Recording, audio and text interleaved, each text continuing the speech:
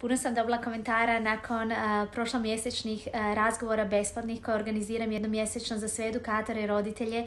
Tema je bila funkcionalna komunikacija i autizam. Ono što vam ovdje želim reći, molim vas, uzmite svi sa sobom i čujte me i dijelite i živite ovo. Ono što ja kažem i način na koji kažem zaista afektira druge osobe. Znači, da li me ta osoba razumije, da li me čuje, da li može procesuirati ono što sam rekla i tako dalje. Kada je riječ o djeci s poteškoćama u razvoju, ne samo o autizmu, svim poteškoćama, pravilo je isto.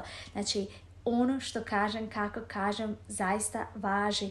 I ja, da bih pomogla djetetu u funkcionalnoj komunikaciji, da je razvije više, da me razumije više, ja moram početi polaziti od sebe, ok, koji je to moj vlastiti način izražavanja, kako ja to pričam, što ja to točno pričam.